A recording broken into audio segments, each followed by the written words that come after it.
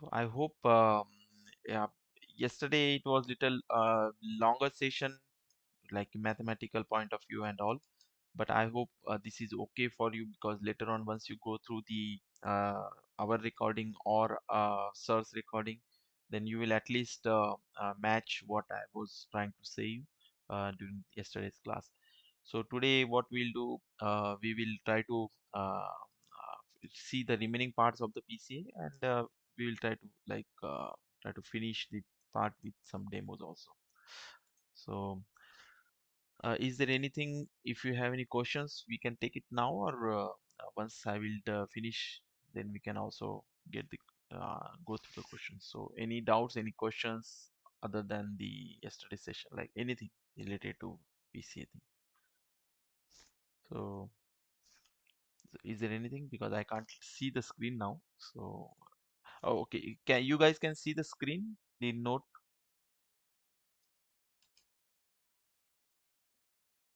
Oh, okay. I just forgot actually.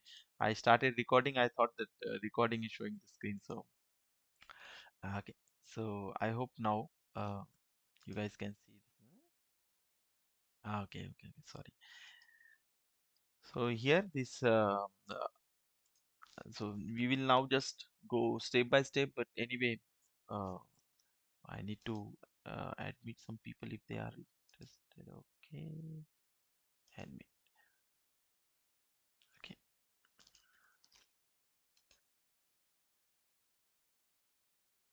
Okay. I'll just. So, any questions for yesterday's session?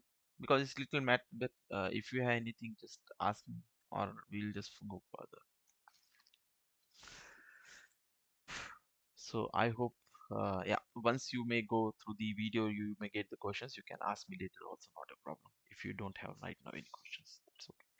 Okay, so what we learned yesterday is what is our motto was, you need to figure out some kind of line which can suit or which can help you to represent the data. So these are the data what you have, and you are trying to get some best line to just represent the data, correct?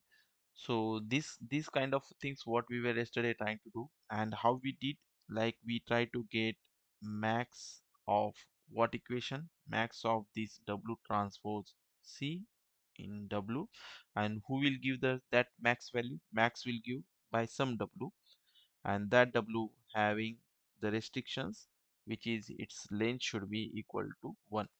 So this is what our important equation which we try to solve. And what is C here? C is nothing but, here I'll draw, C is equal to, that is covariance matrix, covariance matrix, and that covariance matrix is written as 1 over n, because we are doing this average of all the points, and you are doing I equal to 1 to n xi into xi transpose. Okay, xi is nothing but your input values. Okay, so these are the covariance matrix, and you know that this is the covariance matrix, and W, what W is there, W is the, that he this W, this W, and here I will mention what happened. I don't know why this, sometimes this pen works and sometimes this pen stop working. Let me once again check this pen, what happened to this.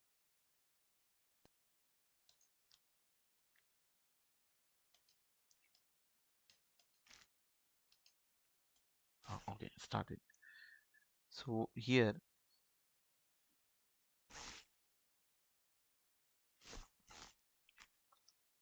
mhm, I'm able to write by my mouse but not by my pen. Okay, no problem. I'll just try to do. So what W is here? W is nothing but your the eigenvector corresponding to the highest eigenvalue what you have calculated from the covariance matrix. Okay, now this pen is working. Let me remove this. Okay. So here, as I mentioned, W is the eigenvector corresponds to correspond to highest eigenvalue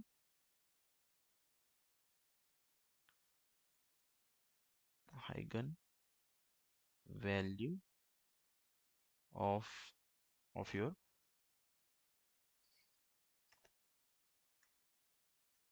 covariance matrix.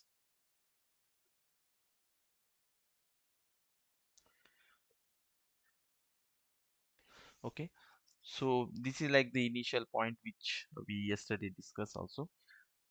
Oi, oi, oi, oi. Oh, what's happening? Okay. I have the big setup here which is chaos now.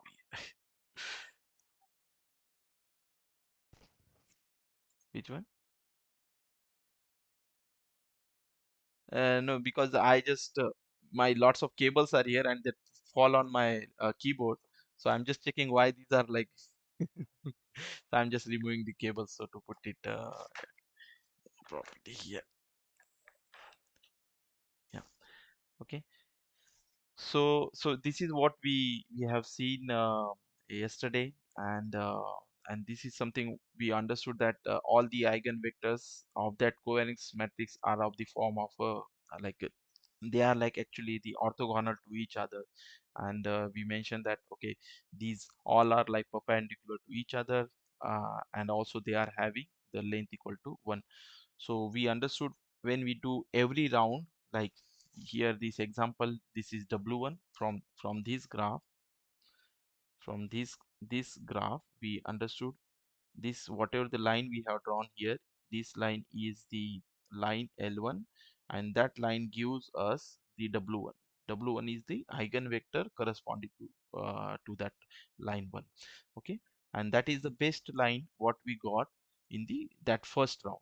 And next round what we do, like we'll try to not only see in this direction, we'll see what is the best line present in the another direction as well. So that will be something like this. So this is W2, and W2 how you got it? You got it by using the residual. Like the residual what we have it by projecting all the points on this line.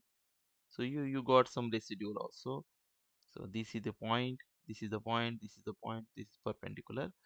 For example, if this is x1, so this is the error because this is C into W, this point is C into W, and if you want to find this error, so this error is what? X1 minus X transpose W into W. What C is what dot? C is nothing but this value, X transpose W, and W is as it is.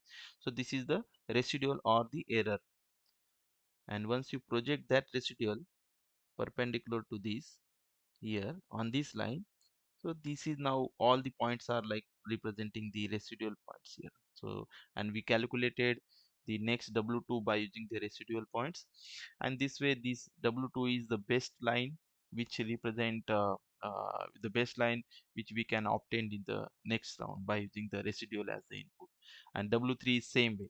So finally what happened, see, once we calculate, because we understood that we have to stop at one point which is like a WK point, WK, like we are not going with all till residual becomes 0, so we are going till WK round.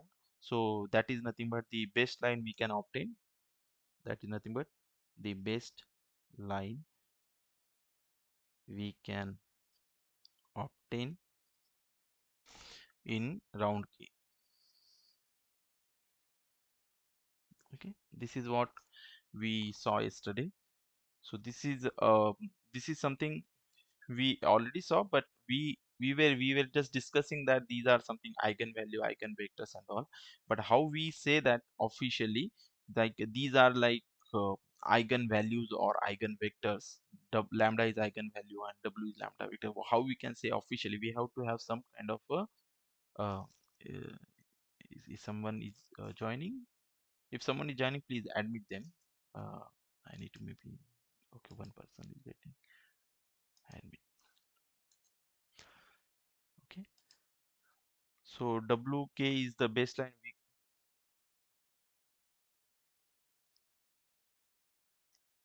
Okay, okay, because I just I just simply now created the instant meeting link and joined there. But is there any option here I can put, or they can simply click on that and join? Ah, okay.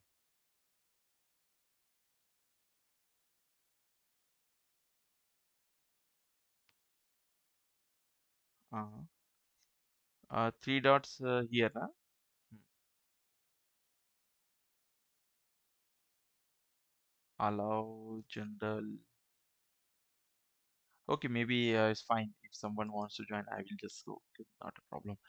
If you can't just immediately find that, it's okay. Okay, so now what we understood, like WK is the best line which we can obtain in the round K. WK is what? It is just giving you the direction of the line, which is which gives you the maximum effect or trends in that given data set in that direction. Okay, so that gives us like what direction you have to draw the line, which direction should I go in quadrant 1, quadrant 2, or horizontal, vertical, or any quadrant. That gives you the effect, like how much data is there in that given direction, how it is spreaded in that direction. That's what we are learning from that. Okay, but we mentioned like lots of times eigenvector, eigenvalue, how these are like eigenvectors, like because it's okay to draw, calculate WK, CK, and like the points, proxy points, and everything we understood. But how we can say like what these eigenvalues are like for the covariance matrix, how these are important. So this is just like a small explanation here. So for example, as we know that as we know that that you know the formula of AV equal to lambda V. This is what we learn in math or stat or MLF also. So AV lambda is a generic formula I'm saying. So A is stand for like here I will write C into, yeah, covariance matrix, V for your eigen vector W1 in our case. Okay, and lambda 1, so I'm just giving in our case what happened. So lambda 1 is your eigen values, and same way your eigen vectors. So this is what you got it here. If you write down this equation 1 for this, and if you just simply if you solve it, like just multiply with your W1 transpose both side, W1 transpose C into W1, then same way here W1 transpose lambda 1 into W1. You are just multiplying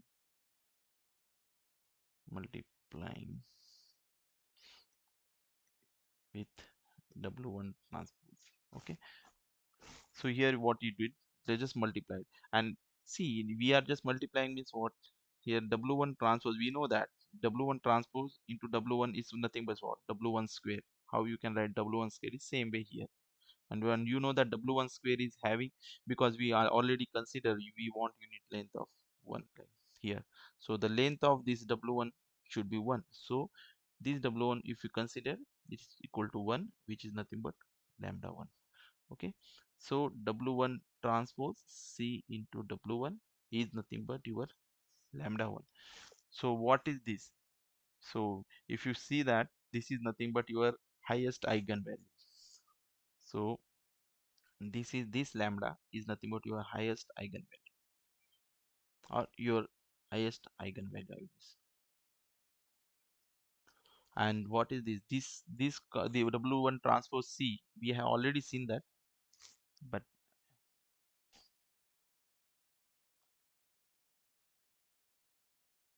yes, yes, both are same. But how? Because earlier we were used to say that these are eigenvalue, but there should be some kind of proof that these are actually the eigenvalues. So for proof, giving the proof, we just created the same equation like AV equal to lambda V is like CW1 lambda 1.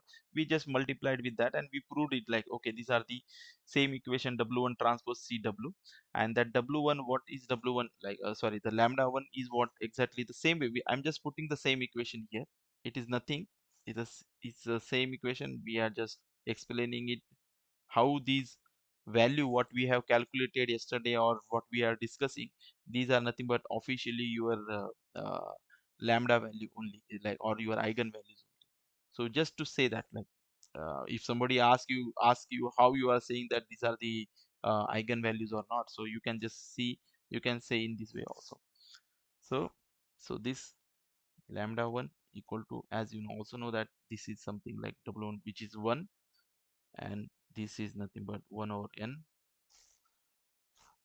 I equal to 1 to n xi into xi transpose. Okay, so this is what exactly the eigenvalues of your covariance matrix. And if you just simply see the graph what we have studied done, that the graph what we saw yesterday, this is like eigenvalue of this covariance matrix versus the k round here. And if you just see, because the eigenvalue is what yesterday I showed you, that the maximum eigenvalue will be first value, and later on the values, like, you know, that lambda 1, lambda 2, lambda 3, lambda 4. So you will get the eigenvalue like this, and whatever the maximum eigenvalue is there, this is the actual value, and corresponding to that value you will get the eigenvectors. So these are the eigenvalue, if you see, because this is first will be the max value and then it will go down, the values are going down. You have to just like, actually when you write the code you have to sort them, because the calculation or the function which you write in numpy will give you the eigenvalues, but they are not sorted. You have to sort them, and once you sort them you will see the maximum value, and then you can plot the graph and you will see something like this graph.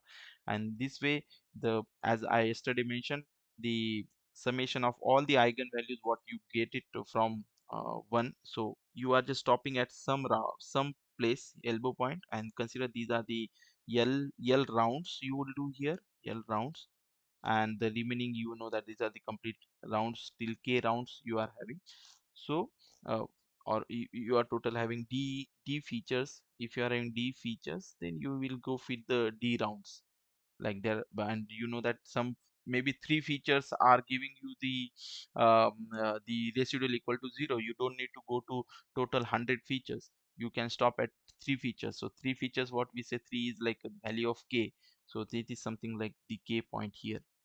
And you, how many rounds you are doing, maybe L rounds. Okay, so that I'm saying I equal to 1 to L, that many only rounds you will do. You will do all the summations of this all lambda divided by, if you just check all the values of your lambda, like all the d rounds of the lambda, just you will do the summation of this, then this value should be greater than 0.95, what we have studied, just discussed. So usually we take this much, in practice, like we just need the ratio should be 0.95. And in the exam or some questions may ask, like, we have lambda value of 5, 6, 7, 8, 9, maybe some I'm just giving. So you have to find how many lambdas you will use to get the to draw the, or to how many lambdas value you will consider to plot the w values or to plot the lines.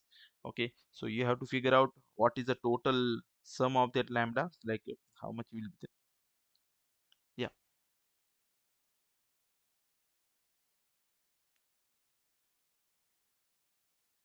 yes,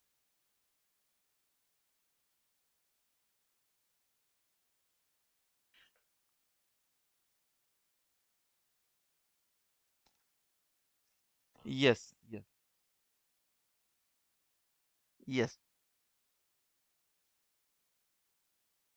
yes, yes, yes, yes, yes. So for example, if you have height, weight, color, and your ethnicity, so these are the features. Okay, and your maybe family, how big your family. So 1, 2, 3, 4, 5, so you have 5 features, d equal to 5 features. Okay, so d equal to 5, in that one you will just see that, like, these are the d features. So you will get the lambda values for everything, and you will just choose which, like, I'm not saying this here, but this is what you have to write down some equation, like w1 equal to these values, w2 equal to these values, w3 is equal to some value, and you have to choose how many you will go with, the all w values or all the eigenvalues for every feature, or you will stop at one point. So you can consider like some k value. What the k value is there? K value we should have give you this kind of ratio.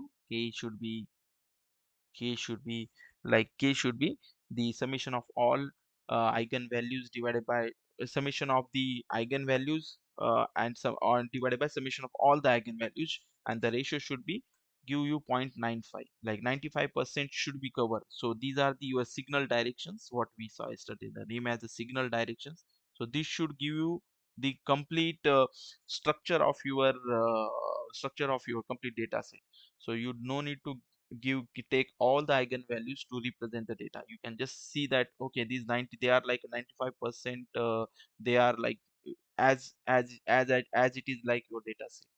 So you can just consider only that much of eigenvalues, not the complete eigenvalues. Maybe some values are very much small, like zero point 0.1 or 3 or maybe 2.6, and you will choose only the maximum values which represent a total of like 95% of your total. So that much only the eigenvalues you can choose, and you corresponding to that value you can just draw the lines for that corresponding eigenvalue. So that corresponding eigenvalue will give you eigen next eigen like w values, and that help you to draw the things. So this is something this is something not today we are like newly watching it, but yesterday's session we have already checked that point. Okay, so here the like the I will just plot one more time the same graph here. Yesterday someone has given me the feedback that our drawing is I'm writing it little cross, not exactly straight, so I'm just trying to draw it properly now. So x1 and here is x2. Okay, and you know that x2 here is what? Here is sorry, this is x1. So x1 transpose w, this point into w.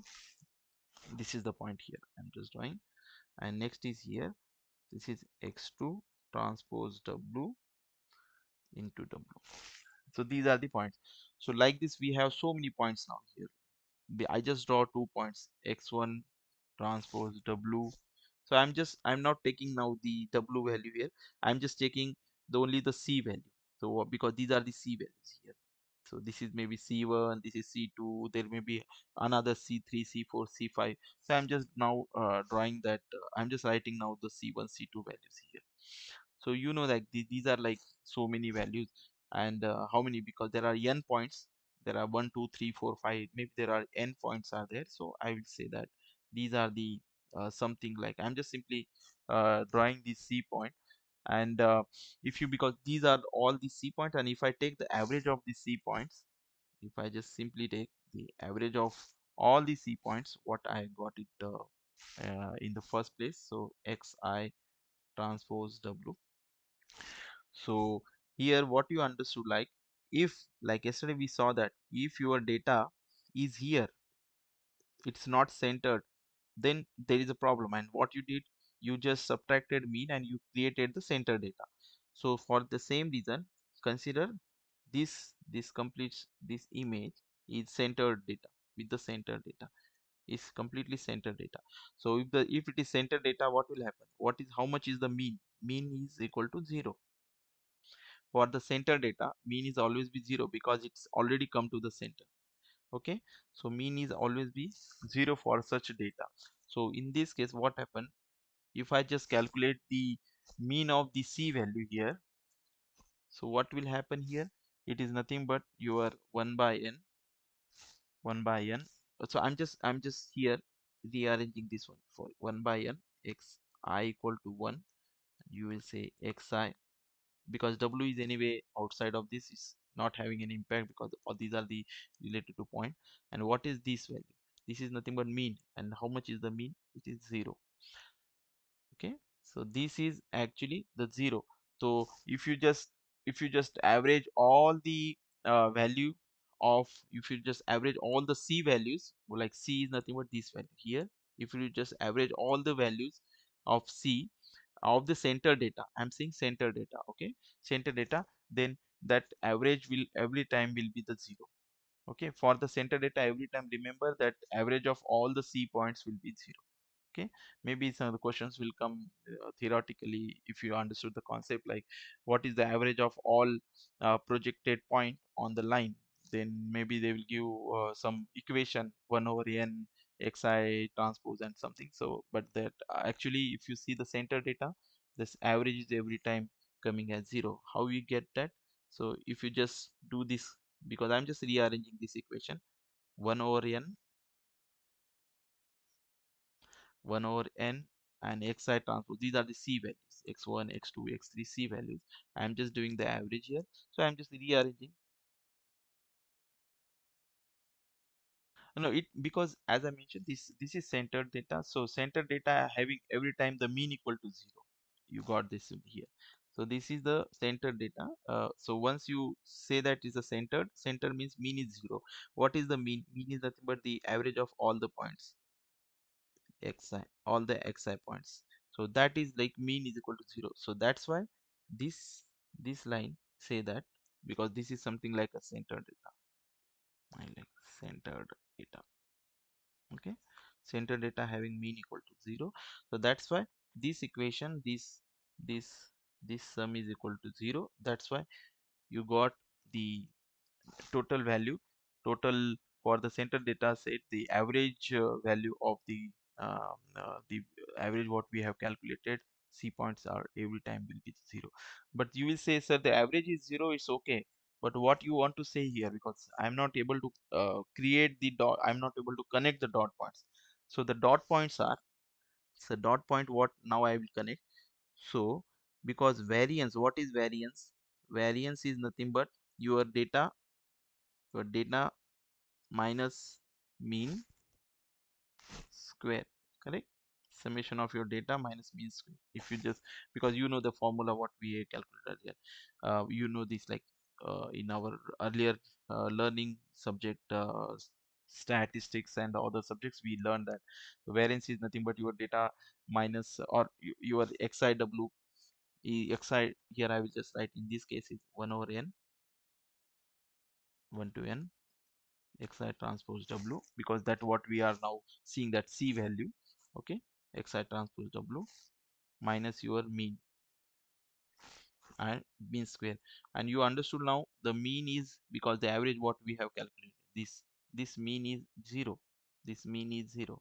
So what is that? So variance is nothing but what, now we calculate, we understood that whatever we are doing from so many hours or days, like we are understanding PCA, and what is happening here is xi transpose w, and this mean is 0, so xi transpose w square.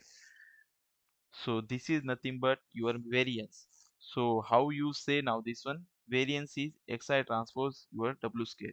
So now from this we understood, if you are like we are earlier trying to do this error minimization of the center, because we want to, you want to finally do something, you are saying that I want to minimize the error, or I want to just see that what is the length of proxy and calculate total sum of the proxies, and the proxy which has a very, the sum of all proxy which has less sum, that line I will choose. Or you will go with the W1 which has maximum W transpose CW, this equation.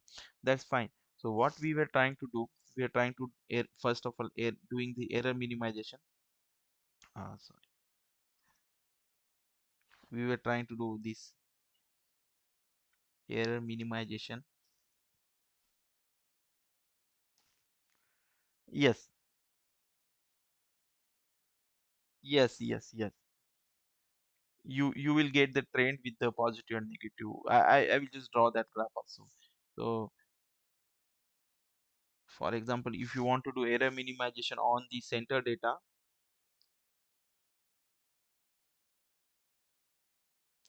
which is nothing but same, that you are increasing the variance, which is nothing but variance maximization.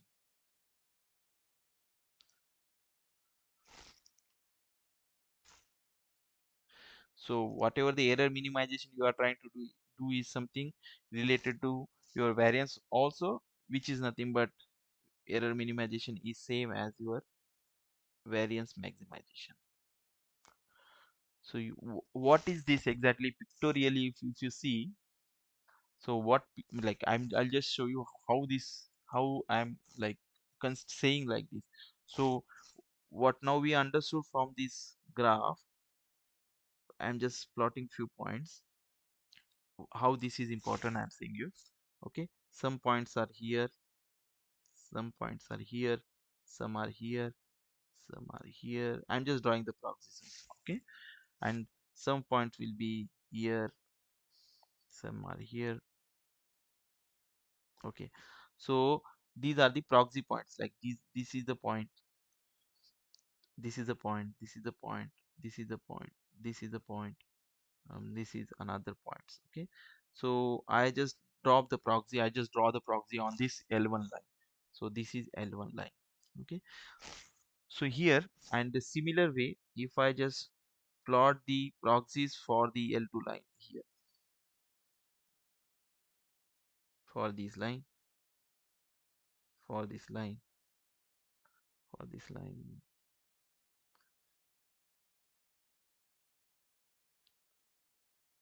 okay. So this is L2 line. So the L1 line, what we have seen, has more spread out of these lines. See, you can see there is a more like this point, this point, this point, it has more spread out.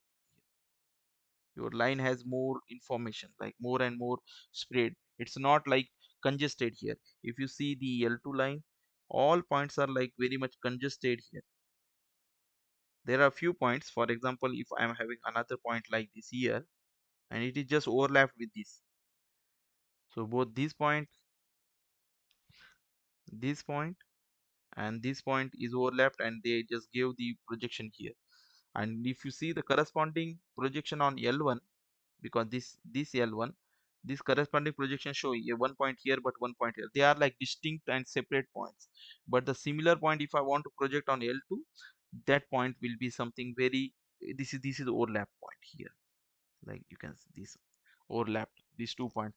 So what happened, like L2 has more and more like the crowded proxy points, because you can see here, here it's more crowd, and maybe this is overlapped, so this is like more crowd is here.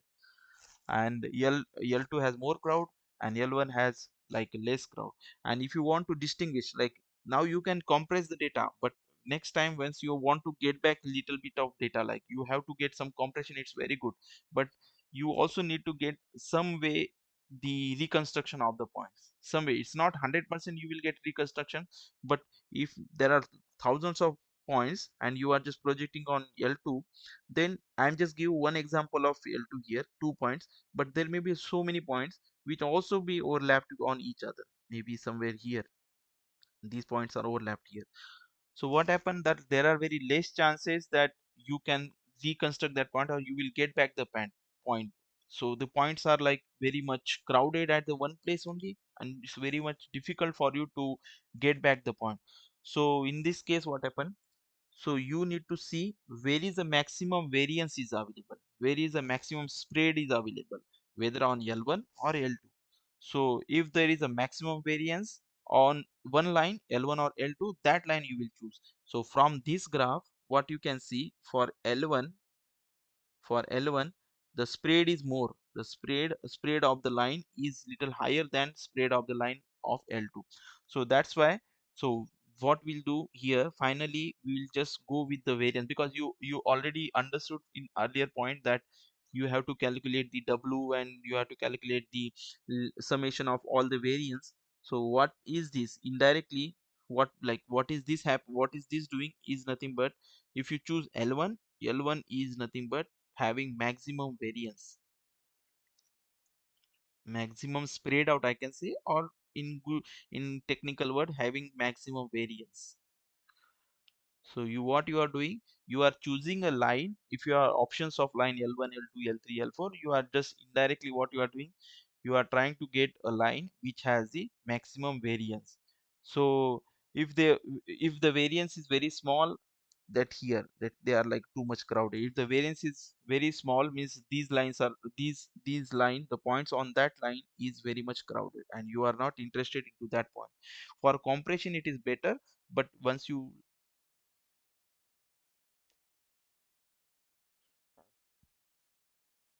yes, they are correlated. Yes, they are like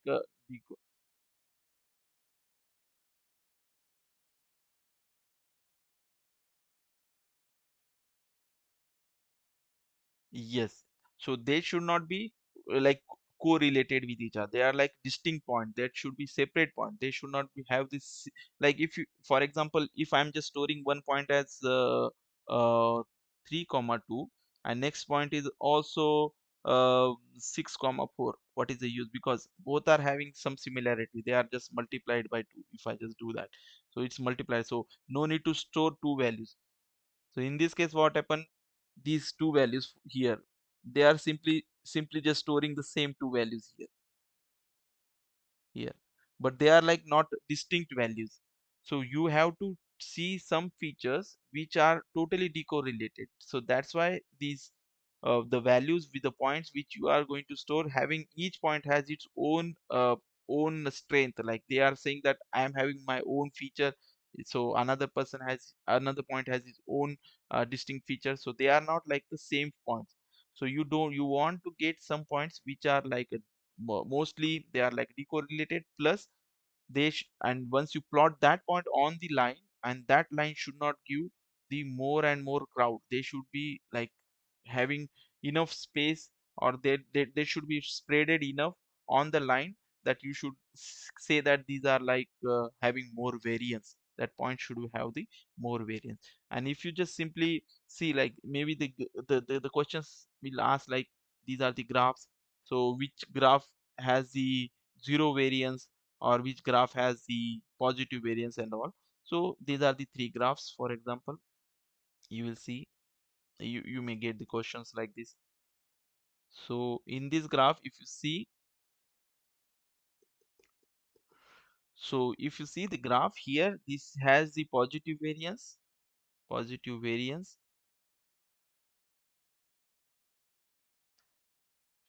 This graph has positive variance. This graph, what is that this graph show? Is this show negative variance because this is going down, so negative variance. And this graph shows zero variance. Okay, so this graph, the graph which shows the completely zero variance, like no, so these are like complete decorrelated points.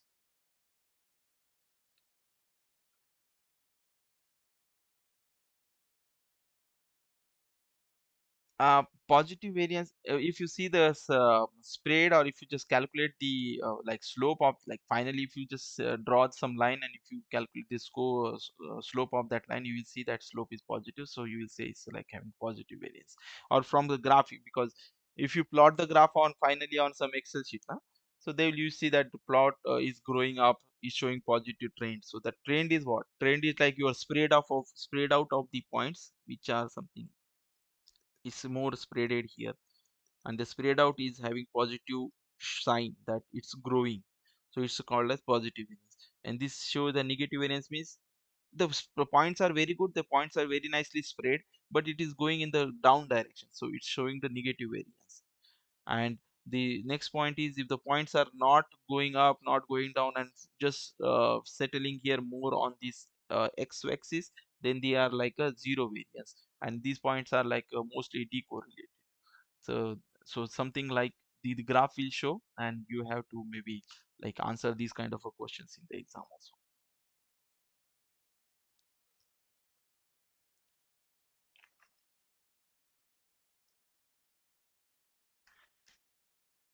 Like the zero variance means that time what happened, like you will not get any kind of a relationship between that. So one is like 7 to another is like 13 5. So you will see there is no relation. They are like just there, they are the point. There is no relationship with the each other that point. So that's why the points are just plotted, but you will see that this they are not either going up or either going down. There is no trend at all. Means now you are saying, for example, nowadays there is a trend of AI is going up or something, and somebody is simply in their discussion, somewhere in some other discussion is happening, okay, the Siemens vacuum cleaner is not good. So you will say, so there is some other discussion. They are not going with any trend. It's something like something which is not in the context of the discussion. They are like discussing something vague which is not related to the current trend, and you just plot the data from that group, like their discussion points. You just plot it and you see that there is no correlation between the each person's discussion. The one is discussing something different, one is discussing something different, and you are trying to figure out, okay, I got the data from one meeting room, and there are like 1,000 people, and I want to see what topic they are discussing. And if you just ask all 1,000 people, okay, what you want to discuss, he will say some X point.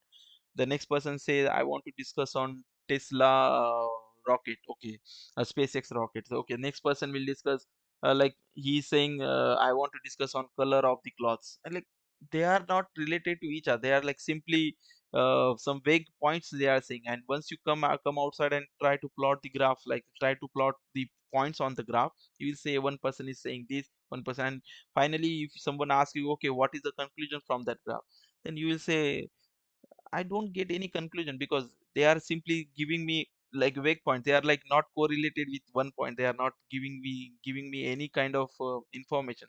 It is just simply vague points. They are not having any kind of a correlation.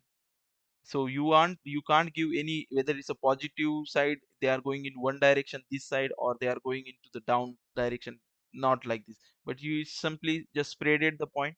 You got the data, you just spreaded the point on the graph, you just plot it, and you are not able to correlate them. So that is what the zero variance points, where the data points are like totally decorrelated. They are not creating any kind of information or meaning from that discussion, or the people who are in that room, they are not giving you any kind of idea that what topic they are going to discuss in future, or what topic they will discuss in the meeting room. You are not getting that idea from that.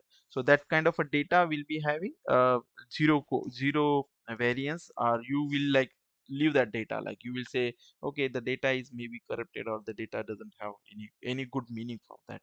So if you plot the graph, you will understand that, okay, no need to calculate anything, no need to apply any kind of analogy on this data to, like sometimes like as a data analysis, once you get the data, you have to conclude the data. You have to say, okay, we have to go in the next quarter, we have to work on this part, or we should stop giving more budget to other part which is not good. So you see trend in positive trend or negative trend, and some data is like, okay, they are like not having any trend.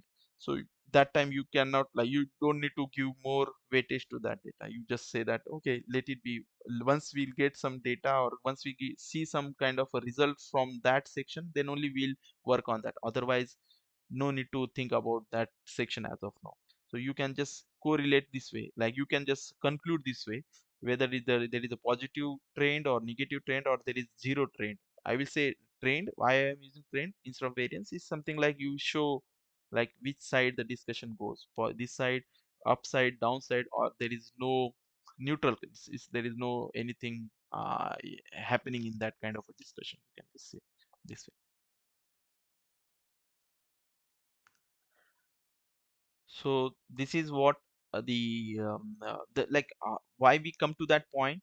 This is something because this point is not immediately needed, but why we come to this point, because we understood that this line L1, L2, L3 we were drawing, and we understood that yesterday that, okay, because of error, like you whatever the less error summation of the all residuals are there, that we'll choose, or we'll choose the maximum W value which gives W transpose C W equation, or if both are not like if these are something happening, or you will choose the line which has the maximum variance and is giving you some kind of a trend.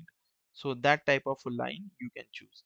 Okay, so that's why we bought the equation here, like how the variance come. So like people may ask, you can give it's not a variance, it's like a standard deviation and all, but you can simply like you can simply give this kind of solution, like how you come to that point, like this equation what I'm just highlighting. So these are nothing but the eigenvalues, and you need to calculate the 0.95, like 95% of the eigenvalue. You have to consider that, and afterwards you need to see that the actual graph and this point of C, you have to get the mean. But this is just for your understanding how the variance point comes. It is not for someone's explanation, or not for the exam point of view, but it is for your understanding why we said this one as a variance. So this is something like the proof, and what is our motto was to reduce this error. But finally, what is not that is nothing but you are increasing the variance. So reducing the error is indirectly something like a variance maximization point. So you are looking some line which has which has the less error as compared to other line, is nothing but you are looking for the line which has maximum variance, maximum spread out of the point as compared to the other line. So we saw that example of L1 and L2. So L1 has more spread out of the point. You can see here the quadrant 1 and quadrant 3 is spreaded, but in L2 this quadrant 2 and 4, this line L2, it has more, it has points, but they are low, so much crowded, and they are not having anything.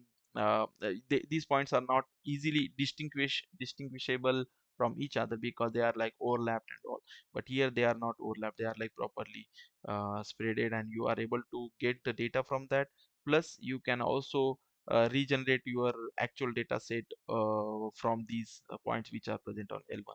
But from L2 it's like a challenge because they are like overlapped, and you don't know which point is now pointing, like you cannot like easily regenerate that point by simply getting like coefficient and representative. If you multiply, it's not sure that you will get back these points. But from L1 line you will get back these, you can regenerate your data set also. So L1 has maximum variance and L2 has less variance. So this is what the mostly what we just saw. This is completely, now say like this is completely some kind of algorithm, and this algorithm what we say this one as a principal component analysis. Principal component analysis, and the W what we said, these are the principal components, W values. Okay, so now I will just give you the steps what exactly the PCA does, and then we will see the demos of PCA algorithm. Okay, so the steps are something like this. Now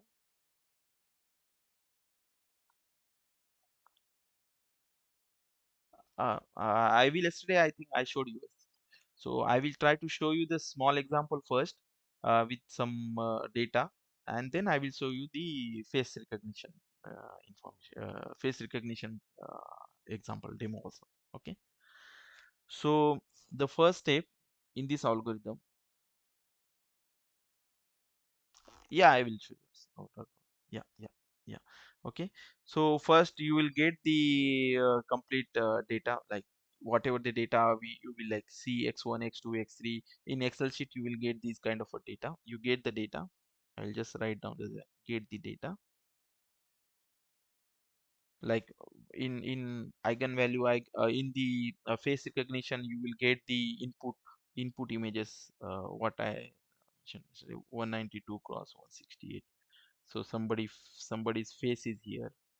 So this kind of images you will get. So you get the data, but the data, if you plot the data, this data is not a centered data. It is somewhere here like this. It's not centered. So that for that reason you have to center the data. Centered the data. How you will do the centering the data? What you will do? X equal to x minus x, the x minus mean. You will calculate the mean of the data. Whatever the data you got, the data whatever you got, you just calculated. So data mean. You just calculate the mean of the data. Okay. I will show you how we are doing, but we have to firstly calculate the mean and then subtract the mean from the data, so you will get the center data. Okay, you will get the center data X. Once you get the center data, you have to, third point, you have to see the covariance matrix calculation, which is nothing but C equal to X into X transpose. Okay, so data, we already got the center data, which is nothing but here centered. Okay, these are the center data. So you are just calculating the covariance matrix of that center data, and once you calculate covariance matrix, I guess covariance here, then you calculate eigenvalue and eigenvector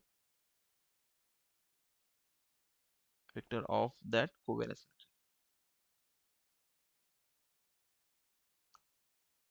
Okay, eigenvector of that covariance matrix you calculate there here.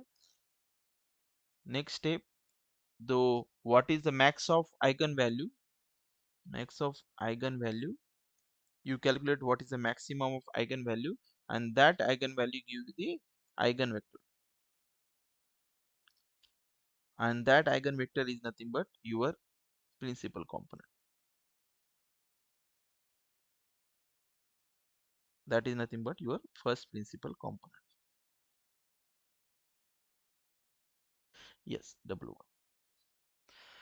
Similarly, you can just go with the same step, but generally what we do is like we'll see that what is the maximum eigenvalue lambda 1, and corresponding to that lambda 1 we'll say these are the W1, and you will see what is W2. So same way, like once you calculate the eigenvectors, that time you will get another like eigenvalues, you will also get another lambda 2 also corresponding to that, you will say these are the next eigenvector. But you have to actually calculate this also, if you check it. But now in numpy and all the functions, you will get that functions give you the directly W1 and W2 values there, so you no need to like bother about calculation of this once again. Okay, so this is the steps what you have seen, and make sure that see whatever the covariance matrix you are getting, which is like a D cross D matrix, and this is like, because it's a D cross D, you can see it's like a symmetric matrix. Okay, this is like a symmetric matrix. So you now like now we understood like what is this PCA principal component analysis algorithm, and this complete steps these complete steps for the algorithm. Okay, so these are the algorithm, and I will now show you the demo. But before that, is there anything you want to ask? So if you have any question, like we can take it, not a problem. Because now with that reference, the week 2 will start. Like I'm not showing you or giving you anything about week 2 now, but week 2 has like more and more concepts about your like mathematic concept, and then eigenvalue, eigenvector, there loss of linear algebra you have to do, and then eigenvalues, there we have to check which lambda 1 is greater, lambda 2 is greater. So it's very good, but yeah, that's why I just want to ask you, like, if you understood this much, then it's easy to understand the next future concepts about week 2. And there are some, yes, 95% values.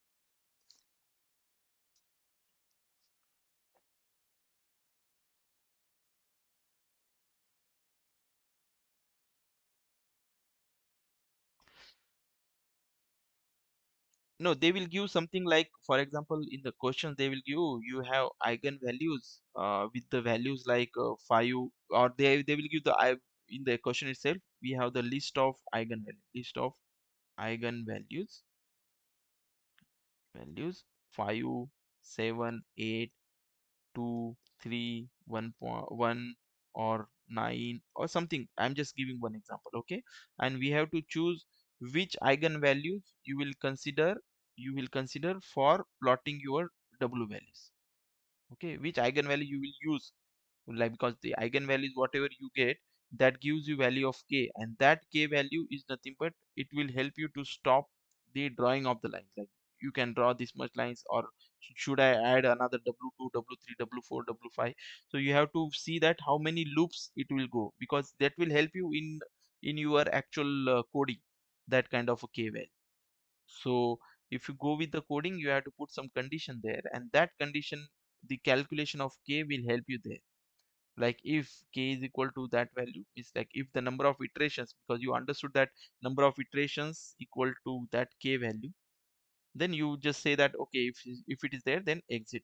Like, don't go with next uh, eigenvalue calculation for that. So there in the coding, that will help you this kind of k value. Let me, and here, mm,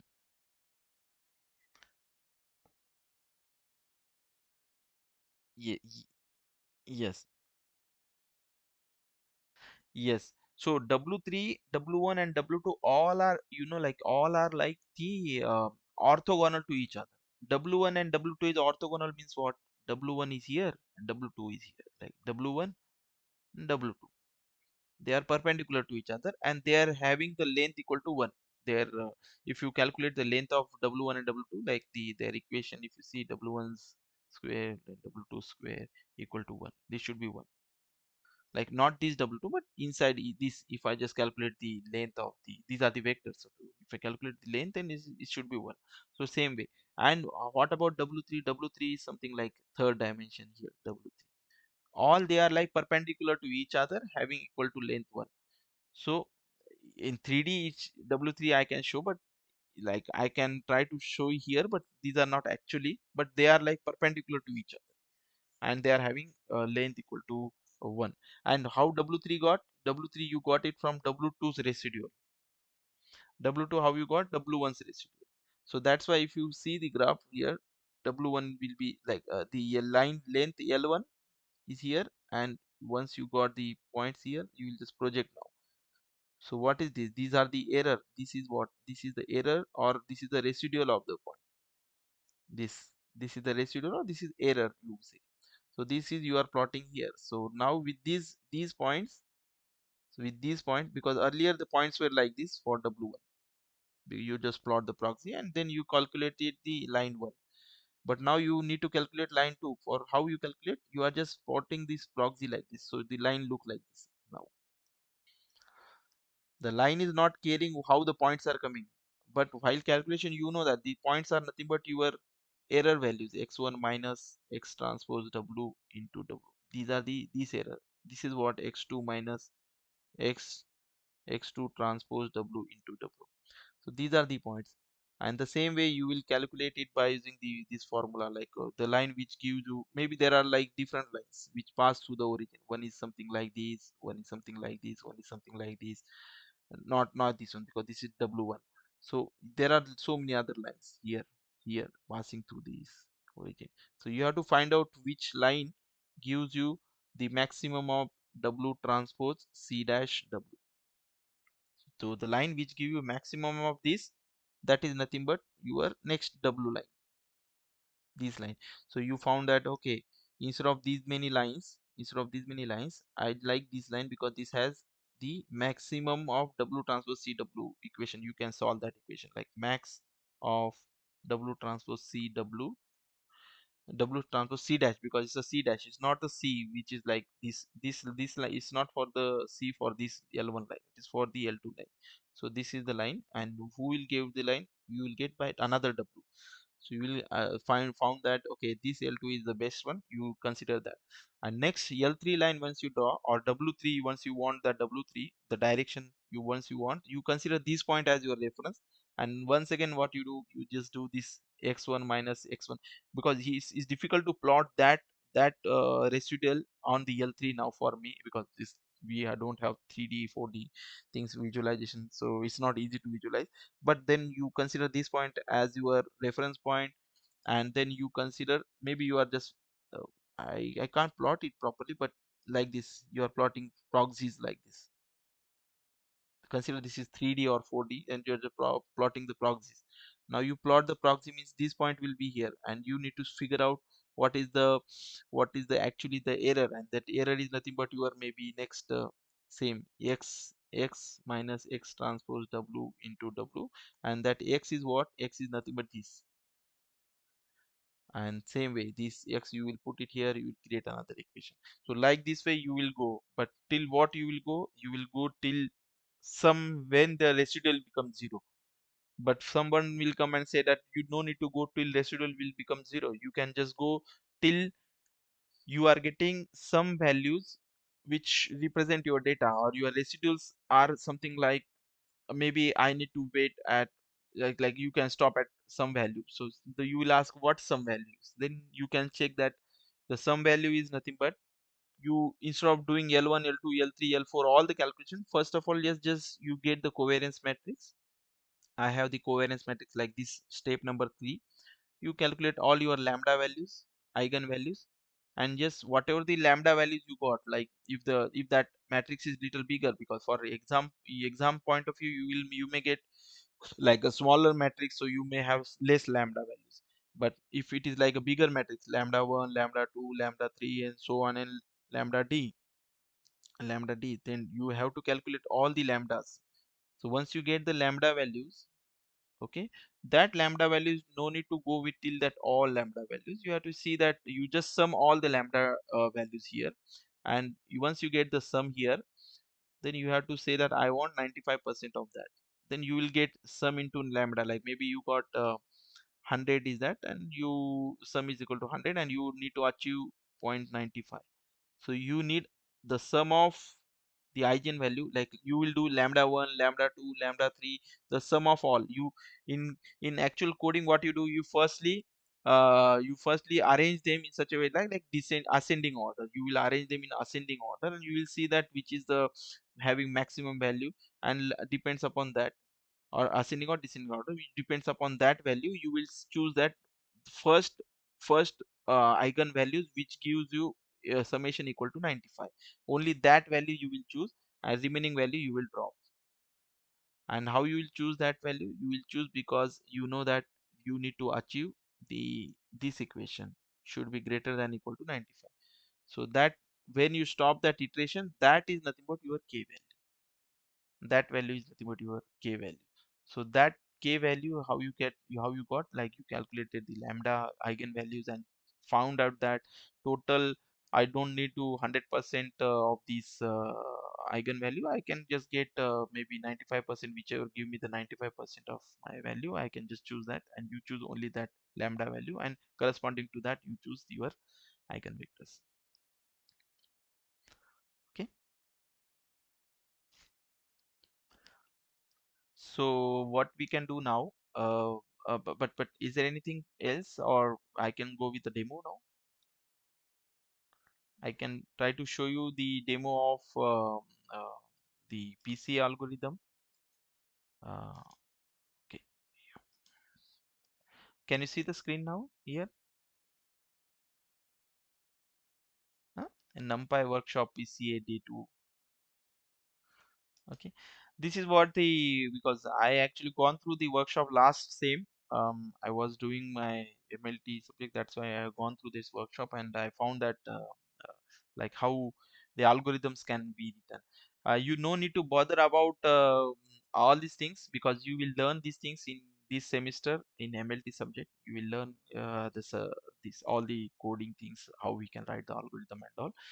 So no need to bother. Just have a look, like no need to see what is the syntax and all. It is like once you start you will understand it. But this the demonstration is showing you how this PCA is happening here on the normal data set. It's like a random data set. It's not having any kind of like eigen face or face recognition, nothing like this. But this demo, first demo, is for the random face, just where we need to show the steps of your PCA algorithm, the steps what I just what I have written here first in this point. Okay, okay. I think okay. The steps are here. These steps. Okay.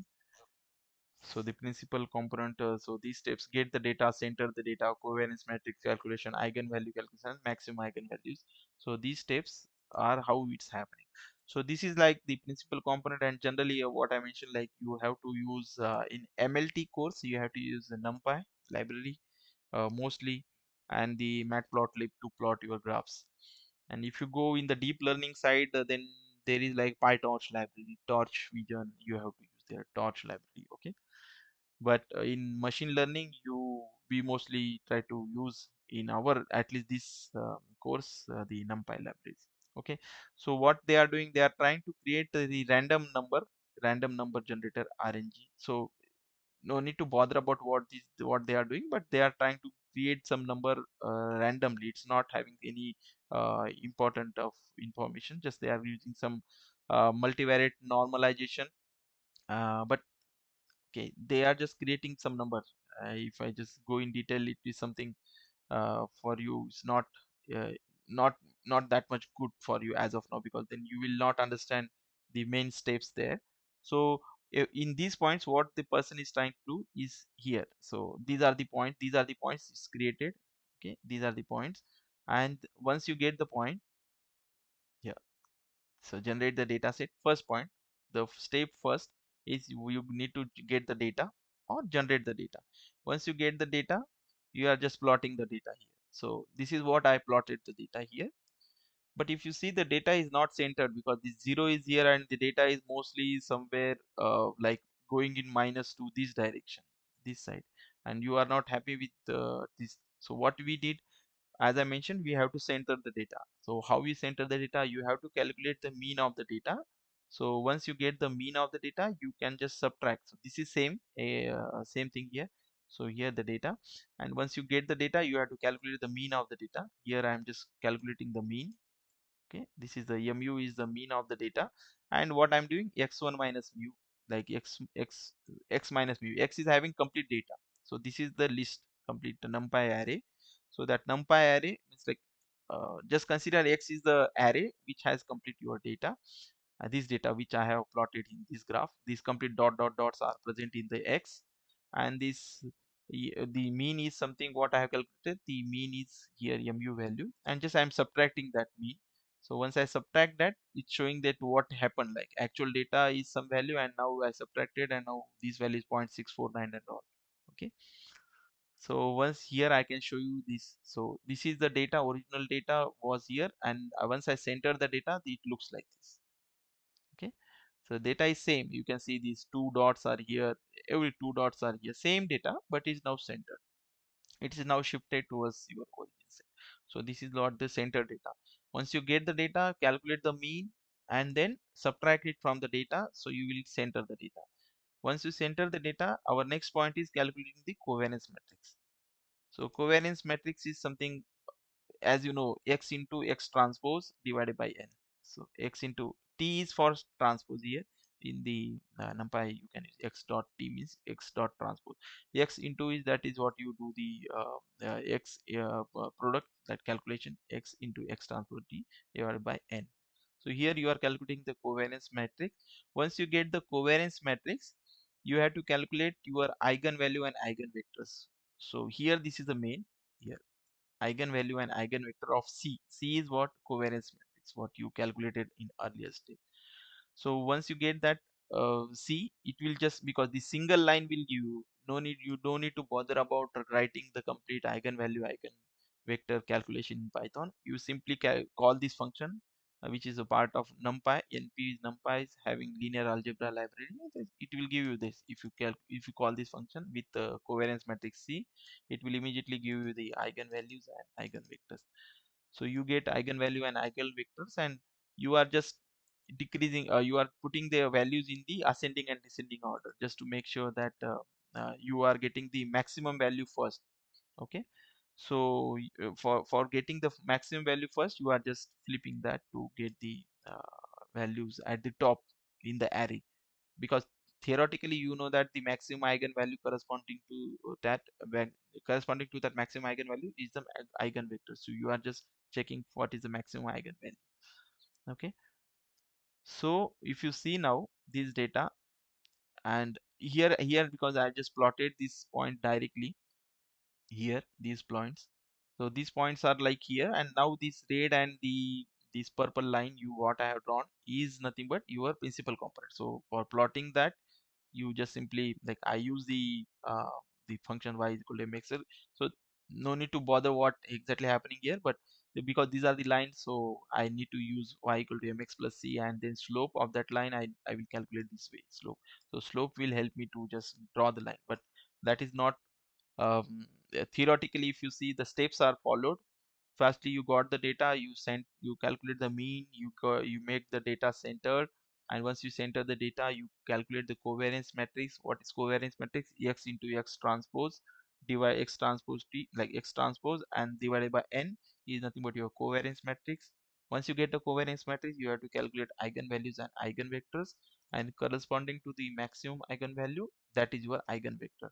So that W1 is nothing but your one of the eigenvector, and as we yesterday saw, W1 and W2 are orthogonal to each other. So you can calculate next W2 because you already got that list of vectors, eigenvectors. So firstly you are just first principal component you already like once you put it in the descending order, you get a maximum eigenvalue and then corresponding to maximum eigenvectors. So this logics are happening here, and you see it here. It's a variance along the second principal component, variance along first principal component.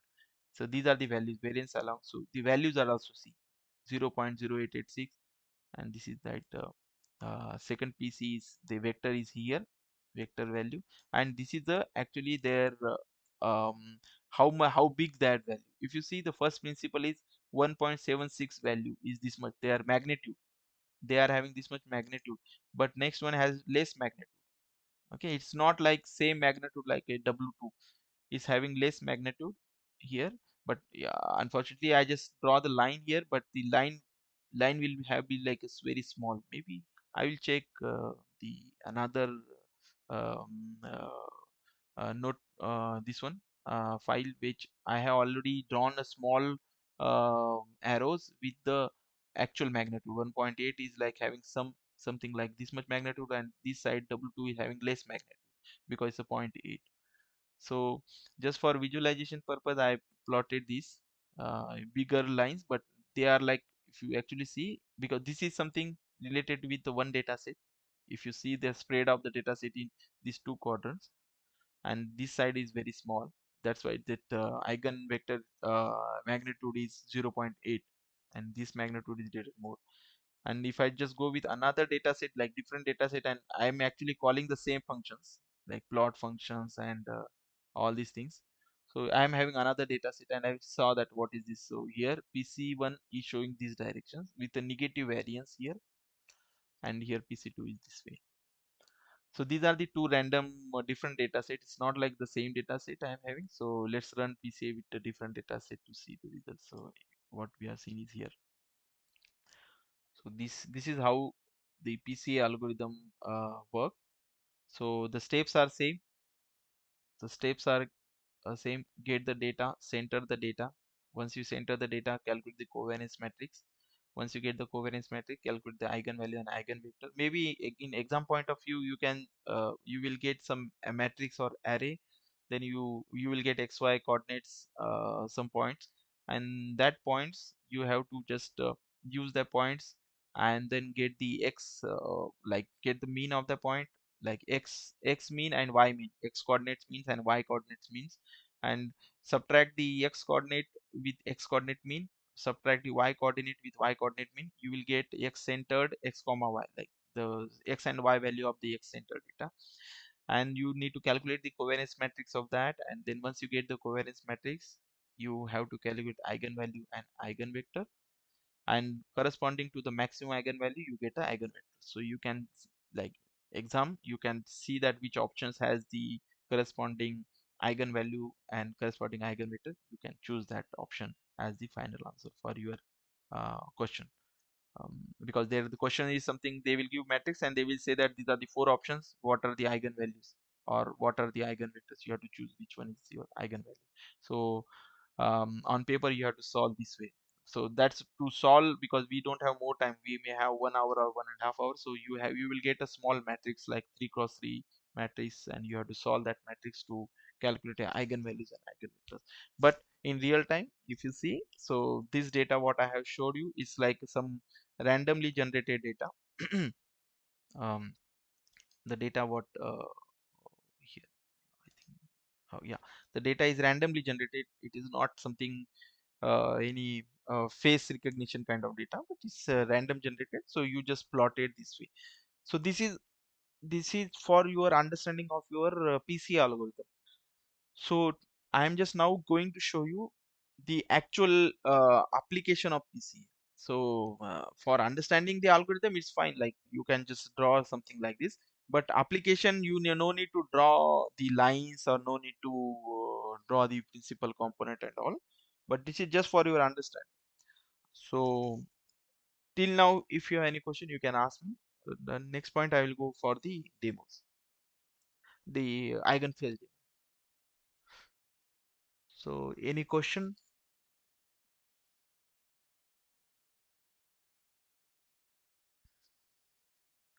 Yeah, we can do that, but PC1, but here the for plotting, because if I then I need to have another 3D representation, and then I will choose. So here if you see, yes, if yes, correct, correct. So if you see now here this variance was 0, variance 2, variance 1. I can maybe go with the variance 3 also and see that how this looks. But the problem is then that won't be like in 3D I need to plot it. So yeah, yeah, yeah. Yeah, yeah. Just I plot it because mostly because if you want to understand algorithm, you can just simply go with the two principal component. But if you actually want to see more uh, PC3, PC4, then you can maybe use like a 3D, 4D. But till 3D is okay, you can visualize this. But 4D and all, then it's really difficult to see how they are going. And yeah, so that's to understand easily. I just because now you can see the data, the spread of the data, and the another is orthogonal to the L1 line, PC1 line. So this purple line is drawn this way, and this is the real line. Yes, means like yes, the internally what happened, like now you can, because it's just plotting on the actual data set whatever is here, because this is a center data set what we are plotting. But internally what happened, you understood from the algorithm, you are just plotting it on the L1 line or this line, the proxy lines. And once you plot that, then you can just simply, if I want to compress that, I can just simply use the representative and coefficient and just get that compression. So no need to get complete data set, I will compress in some amount. So but just for showing up the plot purpose, I just use the center data and just plot the line. The line is showing the x and y coordinate and just go through the center, and the other one is also doing the same. So it's like overlap of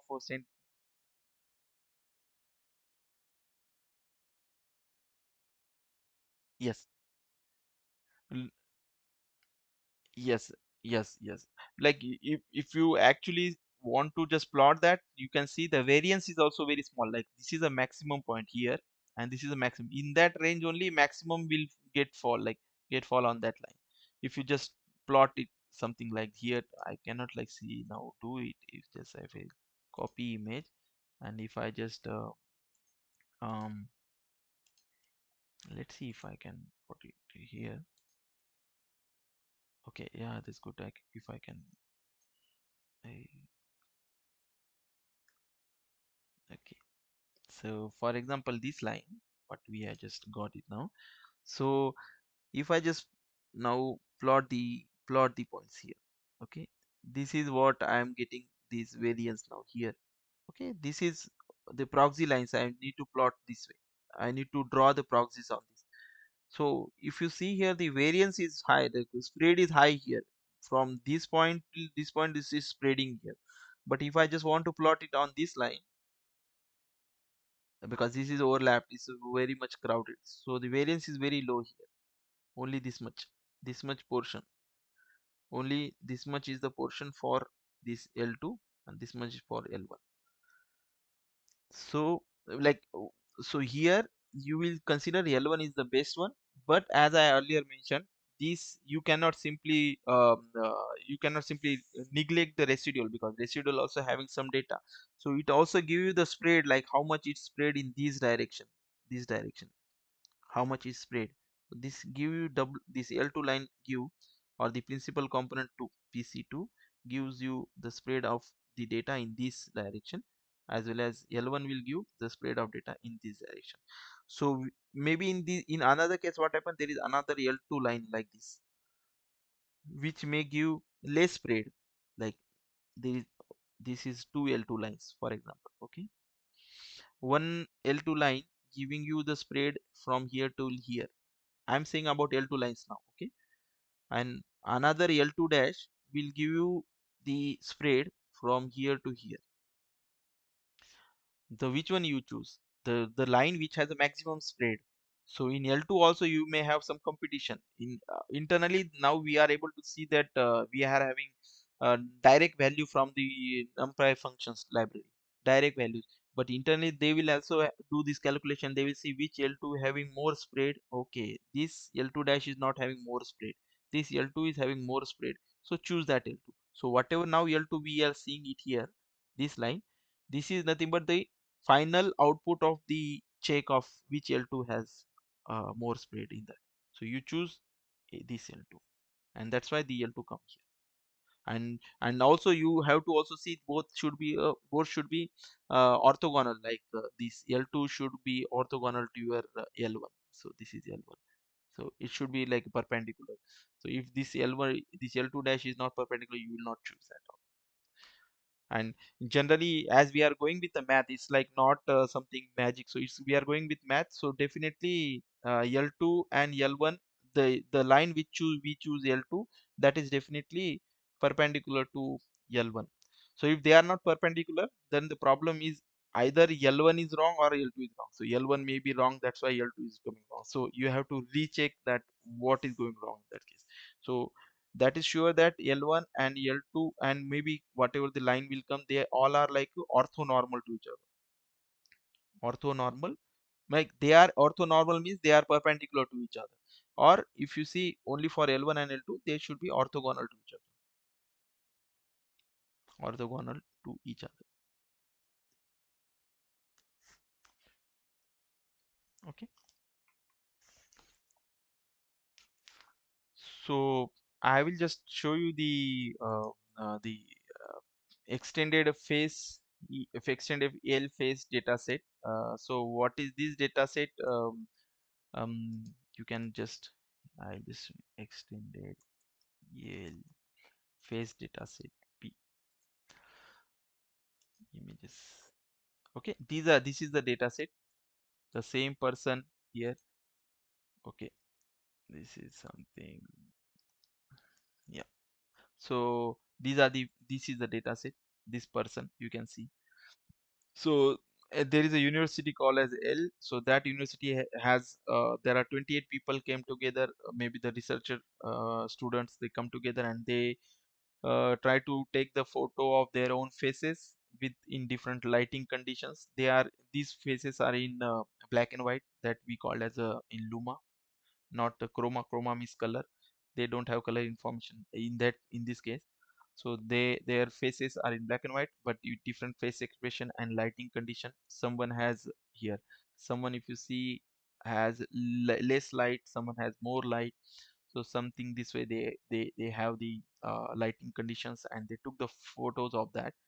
So there are like total 28 people came, and they one person gives its own photo in 596 way, like in different lighting condition, different face expression and all.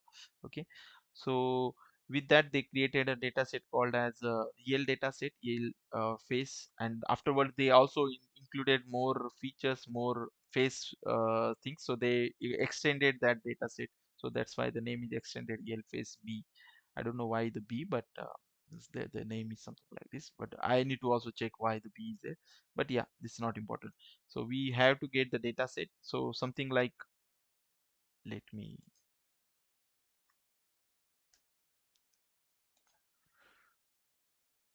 okay, to let me open the file d.py. Yeah, here. So same way I just try to, because I have downloaded the dataset, and that is the location where I type, and uh, if I can show you, because I try to run now in the Python file, but in my here, okay, because I have already made in one collab file, but unfortunately collab I don't have more RAM and all. It need more RAM if I want to run all number of input images. So that I can't that I was not able to do that here. But in Python I did it, but I tweak it. I use it just for 300 images. So this 300 images input I took it. So it just, I will firstly see here. Um, I'm just getting the, it's the same way, same PCA algorithm I used on this data set. So I got the data, and once I get the data, okay, so this is something extra I am doing. So I, once I got the data, so number of images I put it 300. Once I get the data, I just calculated the mean of the data. So mean calculation is yeah, here. So I calculate the mean of the data because I need to center the data. So here this is the centered. Subtract mean from the data to bring it to the center. So once you get the center data, I just put the graph how this looks like, and afterwards I just calculate the covariance matrix x into x transpose divided by n. But sometime you can use n minus 1, because if it's like sample data, you can use n minus 1. If it is like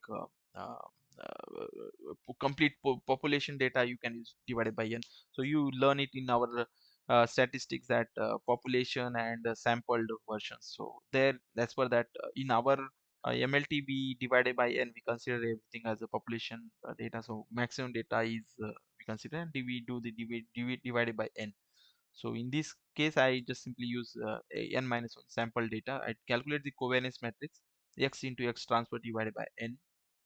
You minus 1 is, you don't bother about this as of now. Once you get the covariance matrix, I give it to the function calculate the eigenvalue and eigenvector, and then eigenvalue and eigenvector, I just here, this will sort that in descending order, because I want the maximum eigenvalues, and then depends upon that eigenvalues I need the maximum, because here it's sorting is happening, and that sorting will help me to get the eigenvalue and eigenvector, corresponding eigenvalue. So once you get eigenvalues and eigenvector, you have to use that to create the actual your how this shows in your actual output. You have to see that. So these are the logics which I use that here, and once I get that, and I plotted the actual actual faces how this looks. Okay, so I will now just run this to show you how this looks like. So to new terminal. Where is my terminal here?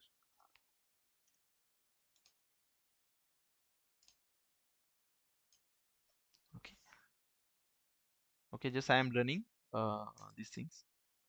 Okay, they don't have Python, which I need to do this.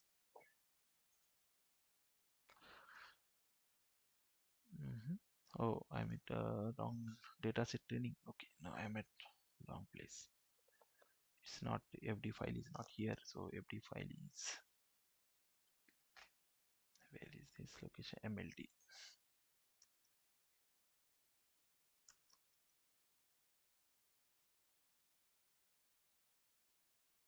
Oh, okay. Okay, I'm just running that phase detection file. Let's see. So can you see this here?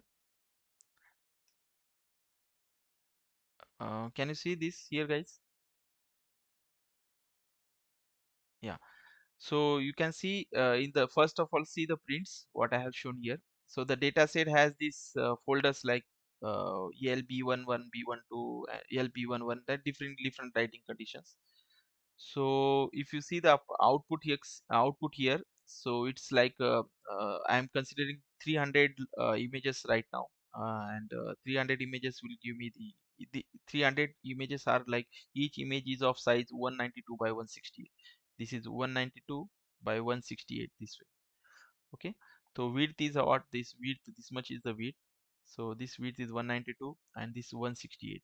Okay, so this is one image, and like this I am using now 300 image, and if you just multiply 192 by 168 you will get 32,256. This is the inside points, this is the dimension, d values. Okay, these are the d values. Inside one image there are these many pixels. Okay, so I just plot now sample real face, because this is one face, how this face looks in different lighting conditions. Like see here, the lightings are different. Now we are going to like because I need to close it, I am not saving this one, I'm just displaying. So if I close it, this is what the mean face, because that what first image what I have showed you, this actual image, I calculated the mean and I subtracted the mean from that face. So x minus that mean if I do, then this looks like this image. X is nothing but that image, complete one image. Okay, and the mean of that image I'm just subtracting, so I'm getting like this face. So it's not like the actual image, it's x minus mean, so it's a mean face you can say. So it looks like this after subtraction. So this is what the PCA do.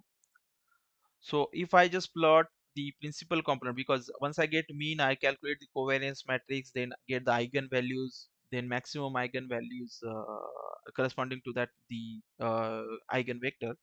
That is nothing but my principal component. So if I just do it here, if I just simply use one principal component, I am able to see only like this face.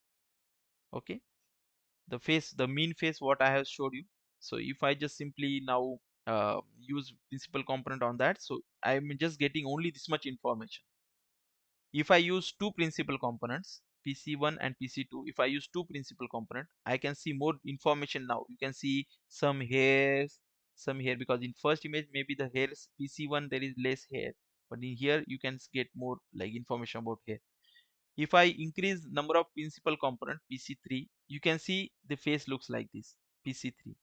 So if I simply increasing number of principal components means I'm just trying to get the data in all the directions, like in X, in Y, in all the directions I'm trying to get the data from that image. Like whichever direction has that data, I'm trying to get the data. So after five principal component, I am able to see the person looks like this now. So PC1 has this way, but PC5 has the person face this way. So if you are increasing the principal component, you are trying to get more and more features from that person's face. Okay. So if I want to see this is a graph, number of principal component, how much I am using, and the commutative exponential variance, like how variance is increasing. So if I increase the principal component at one level, the variance will be like reaching towards the one. But if you see, it's going up in the exponential this order. Okay, and now you can see here.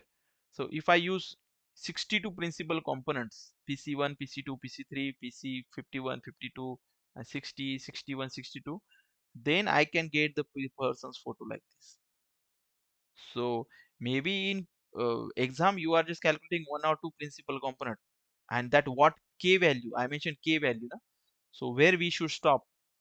So we were stopping, we should not stop at k equal to 1 or k equal to 2. If I do, then I'm just getting that earlier the black and white that what I have showed you, like PC1, PC2 images, that I was getting like this. But if I just do it continuously, if and stop at k is equal to 62, I am able to see this is original image, and this is what the image after principal component 62 means how many 62 components once you use, you can able to see now this is the face of the image. So to reconstruct that actual image, you need a 62 principal components. So this is what happen with the PCA once you start using it. You should not stop at 1 2. You have to go and you have to be see what is the value of k. So in this way, in this condition, k is equal to 62, and you were like, okay, I'm happy with this image because it, if you see, it's not clear as like original image, but at least you are able to reconstruct that image, because as I mentioned, reconstruction is also very much important.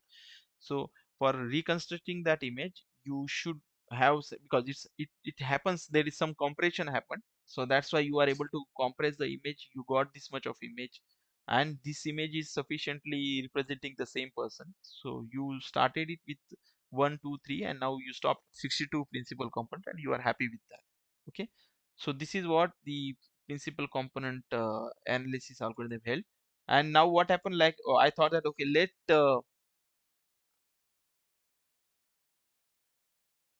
like indirectly, as yeah, indirectly what I mentioned now earlier, that k is giving you like the wd.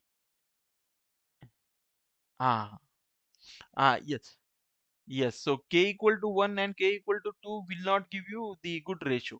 So then you have to go some value with k equal to 60 maybe, because internally what they did, they have calculated the total sum of your eigenvalues, and they thought that k equal to 1, how much is that, then it's not reaching to 0.95, so 95%. Okay, then they were adding. So when you are at k equal to 62, then they found that okay, it's giving me that is sufficient ratio, like maybe it's reaching to 0.95 or some value, and they thought that okay, now this is something good point, and now they displayed that point. Once they reach to that k equal to 62 loop, they displayed the your actual like reconstructed image, how it looks like as compared to your actual, and that what I showed you, k to 62 they displayed, and you saw that okay, it's sufficient. And also algorithm consider that.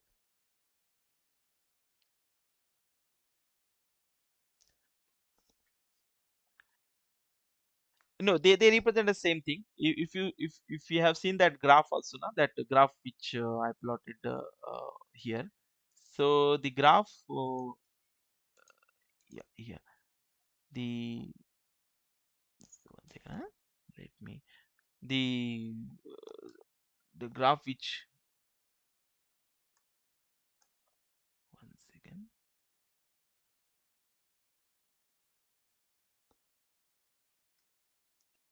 Okay, yeah, here. Uh, okay, I yes, yes. I thought okay. I think I just plotted in another one, but let me here. I hope. Yesterday's session I plotted that graph. So that K was going that signal yeah, here, signal direction.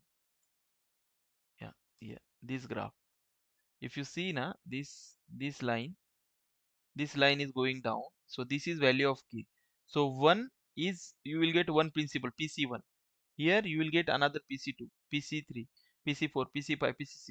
So at k equal to 62 you will get p60, p62 means you will get one value where you will feel that we have to stop, and you will use all then 1 to 62 principal component to reconstruct that image, because this graph is just showing you the plot of k, how, and then this equation, the variance you will see. So you are now happy with till 62, you will go there and you will see that okay, whatever the 62 principal components, I'm happy with the variance, it is giving me 95%. So use all the principal component till 62 to reconstruct that. You are not using only 62, you are using from 1 to 62 all the principal component to reconstruct that image. And the final image what you are now able to see it here, here, sorry, there's earlier image. I think I need to save that image also, but I did not save it. So whatever the 62 principal component you got it there, it is nothing but the combination of 1 to 62. You use all the principal component to reconstruct that image, and that reconstructed image what you have seen in the last photo what I showed you. So so this is maybe here you can see this k for 95% variance is 62. I plot that, I print that equation information also here. 95% I achieved is 62 here. So here, here, this is the this is what the condition check happening here. Okay, so I'm just adding all the k and checking that graph, and once I reach 95% of that, then that is what actually I'm trying to see, that k. So I once I get that 95% at k equals 62, so that 62 is nothing but my k value here. Okay, let me run once again just to show you. I think I should put the save option to save these images, but unfortunately I was like, for this demo I didn't do. Maybe next time I can just save it and show you that all the output images. 62 is like you are getting features like 32,200 and something, these many features. So out of that, yeah, out of that you are just checking only the 62 features are having enough information. So if you see here, this 32 256 now, so these are your pixel point, nothing but your features also. Okay, so if like I yeah, yeah, here now principal component 1, I will get like this image. 2, like if I use 2 principal component, I will get like this. And if I just increase now PC5, if I get like this. But till PC5 the face of the person is not like, okay, I can see some black and white person or some image, but not exactly the same person. Still top 5 icon faces. Okay, but that 5 were not, I'm not happy with that. Okay, no problem, then you can go with, but this is a graph that what I'm saying, that to commutative I'm adding all the variance together, 1 2 3 4 5, all the principal, and then I found that k is equal to 95% when I achieved is 62 here. So somewhere this location.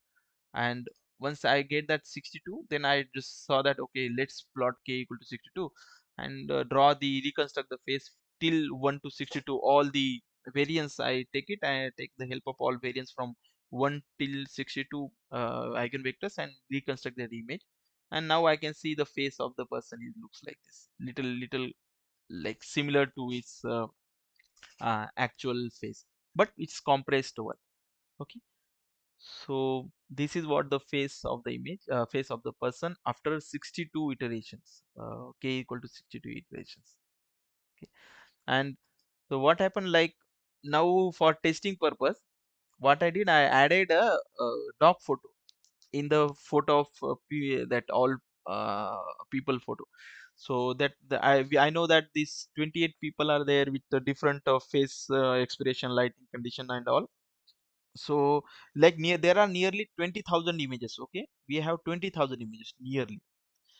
So in that 20,000 images, you, and each image is of 192 cross 168. So each image has the dimension of 192 168, 192 into 168, which is 32,256. That is the dimension of the image, one image.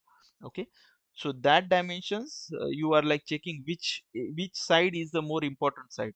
So in every principal component will give you the directions and say that, okay, I'm able to see, I'm going in this direction. So the line is going in that direction, and I'm able to capture only eyes, more popular, more prominent eyes section or ear section, if it is falling in that direction. If you take two principal component, it will regenerate in another direction also, and you combine that, you got another image, pc2, pc3, pc4, and pc5 you also you got that.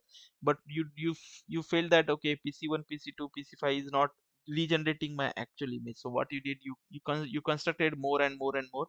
So when you reach to pcp62, then you found that, okay, that person's face is now, you can able to see it properly, like not exactly accurate, but it's more or less 95% accurate with some compression, with optimization also. Then you choose k is equal to 62, but that's fine. So you thought that, okay, let's add something, another image of animal. You just added one dog photo. Okay, and you are just saying that, okay, let's go this one and reconstruct that image. But what happened, like once you add dog photo, your more and more data. See what we are doing, we are doing unsupervised learning.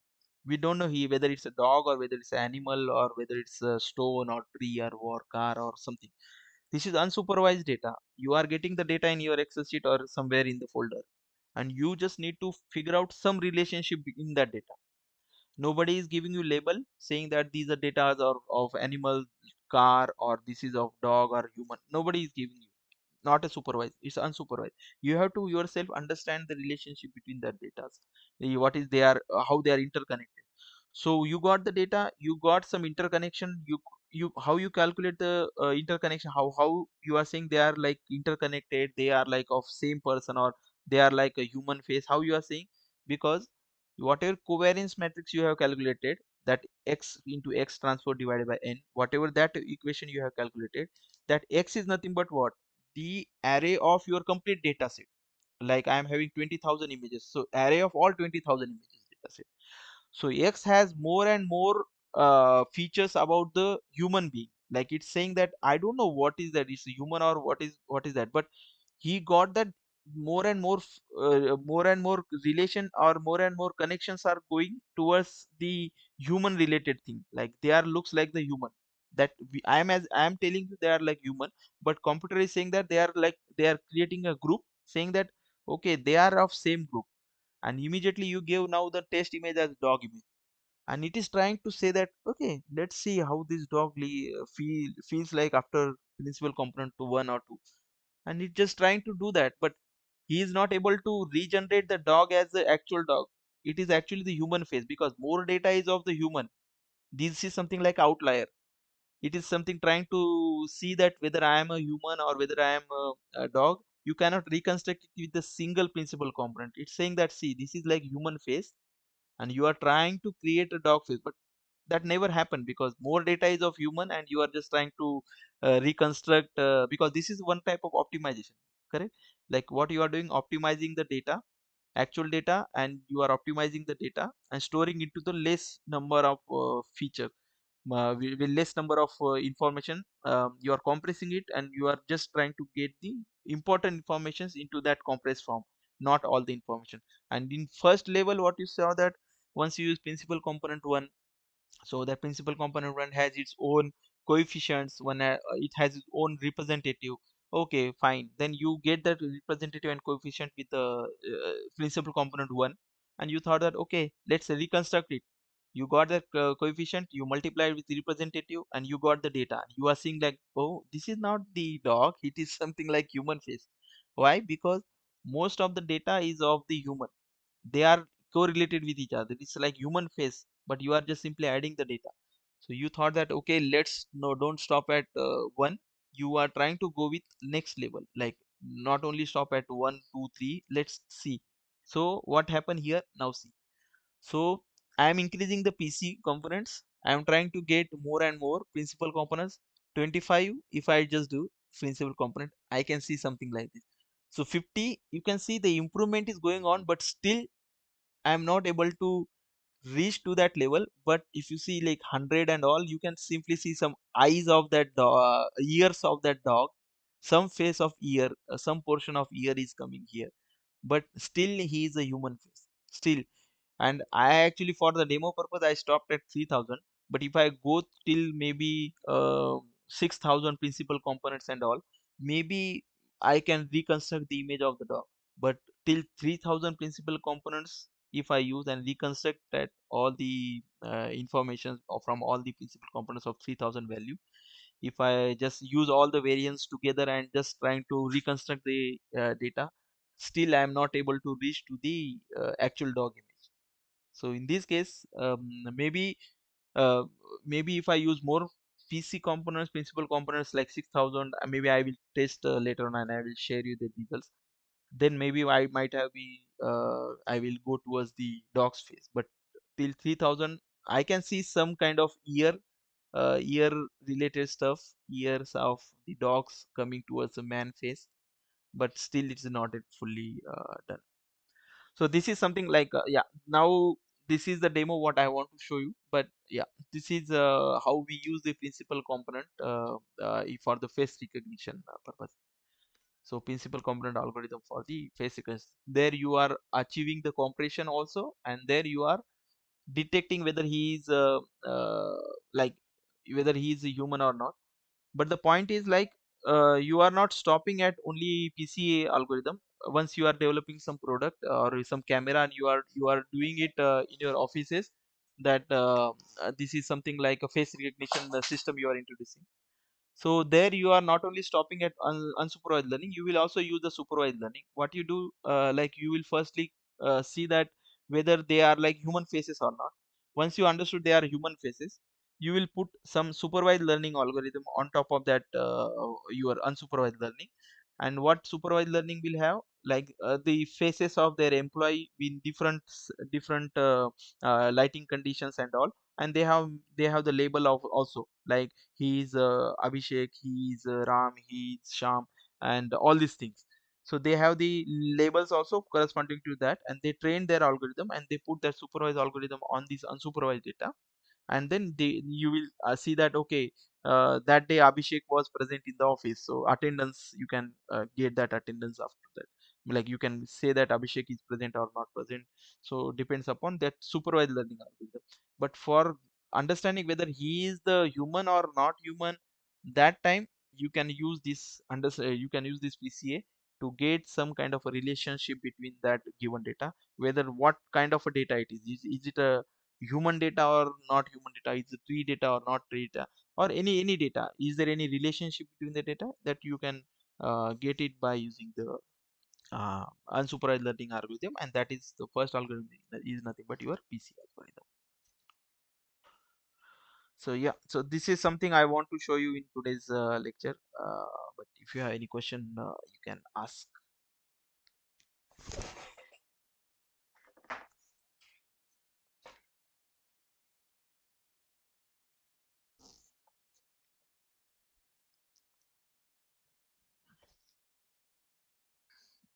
Yeah. No, as of now for testing now, for testing purpose, I use 300 image. Otherwise, the RAM is because it's calculating what? It's calculating the covariance matrix, and for that now my complete system RAM is like gone. And I use the collab, and collab is saying that we can't proceed next because you are exhausted, your RAM is exhausted. So that's why I just took limited amount of images, 300 images only, to do this here. So if I just simply use more, then maybe I will use less, in maybe 3000 PCA only. The dog will see as a dog because it will have more and more information.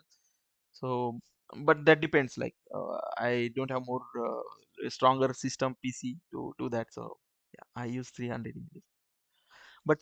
But the same explanation is also there in the week 2. If you see week 2 first, week 2.1 video na. So sir has also given the same explanation, but I thought that I will give you in actually see by drawing this one here. So that's why I just actually wrote the code. Like I use the chat GPT only, but I know the steps, like what are the steps for the PCA, get the data, calculate center, and do the covariance calculation, eigenvalue, eigenvector, and plotting deconstruction. I use that steps. But yeah, that's something like this is now here in the PC. So yeah, anything anything else? So maybe I'm not sure about the next session, because next session onwards our classes are going to start now. So you guys will be busy with the week 1 activity, and they're answering the questions and graded assignments and also. So but we'll plan accordingly for the week 2 sessions if we need it.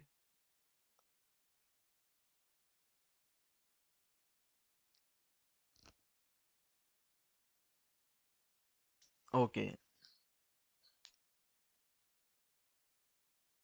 Okay. Okay, that's not a problem, but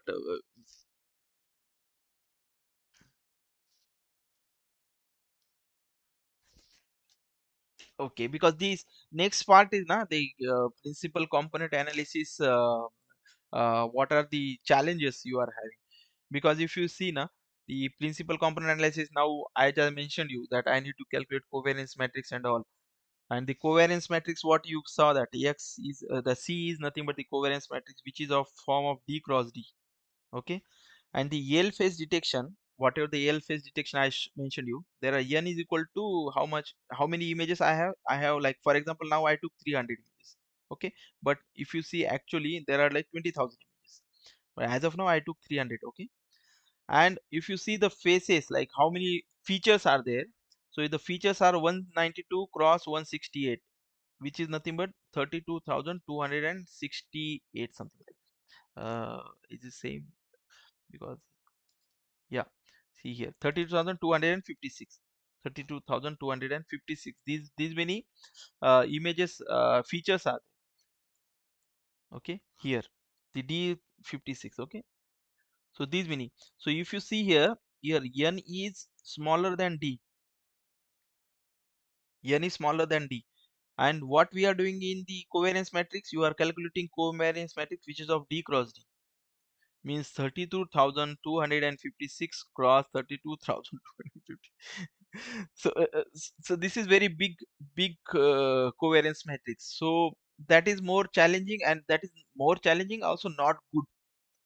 Like you, though I am having like a big server and all for me to with the graphics card and all I can use, but what is the use if you have some solution, if you have something to work on that, then why you are going with the these D cross D matrix? You can go with n cross n, like 20,000 cross 20,000, instead of like in our case it is like a 300 cross 300 because we just use maybe less images. So n is equal to 300 if we are having. Otherwise 20,000 cross 20,000 instead of 32,000 to 56 cross 32,000. So that is the actually the issues with the PCA that you will learn in week 2. What are the issues in the PCA? Because the time complexity, what I have mentioned, it's taking too much time. The RAM also exhausted, everything got exhausted. So that's what I want to give you some feeling about week 2 things, like what are the challenges in the PCA. So week 2 will give you this EL phase detection. I showed you the demo, I showed you the output, you will be happy. But what are the pain behind this in the system? Because you are finally putting the algorithm on the hardware or on the system in some point of time. You are creating new camera. When you are creating a camera, you are not simply putting the camera on the wall. You have to put all the algorithm also inside the camera, and camera is of very small size. So your algorithm should also go in that. And if your algorithm is very small and accurate and good enough, then it's very good that your camera is not consuming more power doing very fast calculation. But if it is like a bigger algorithm taking more energy, exhausting your computer, means you have to have some graphics card just to run simple face detection. You should need to go one big graphics card. So that's not useful. You have to find out what is the problem, and you have to find out some solution on that problem. So that problem you will learn in next week, in our week 2. But as of now, I hope you got the feeling of PCA and its use, how the PCA is doing.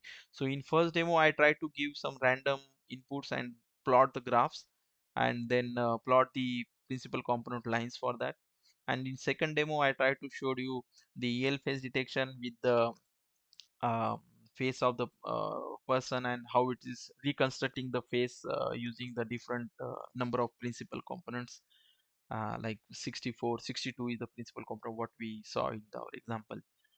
So this way we can use that principal component and just get that information from the complete data set. Like you are having data set, big data set, and you have to figure out what is the relationship between that data set. Each data is how they are correlated with other data. You have to figure out that information. So for that we use unsupervised learning, and in that one we use first algorithm as a principal component analysis algorithm, which is PCA.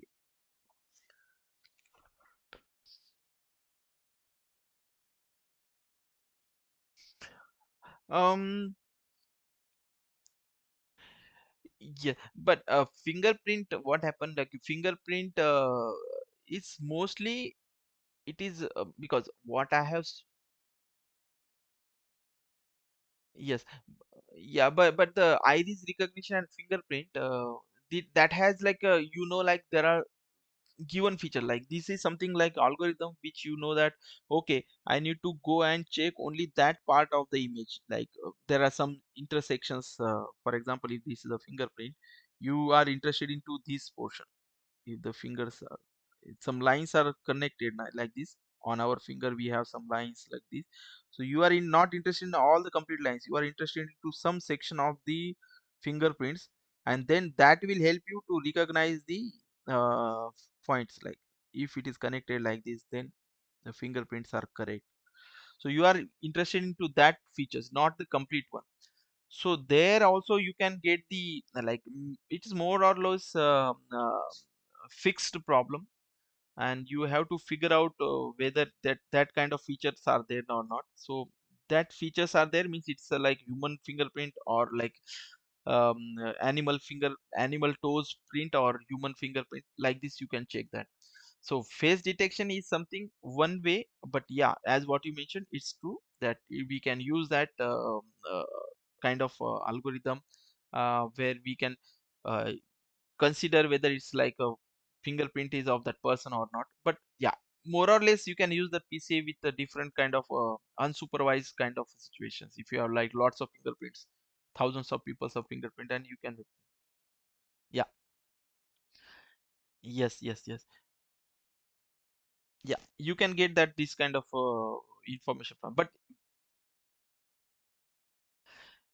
yes, but the problem is you need to also have the label. Like for example, now you did your Aadhaar, correct? So you get the Aadhaar fingerprints in data, and each fingerprint is connected with the correct. Each fingerprint is connected with your name, so they have label also.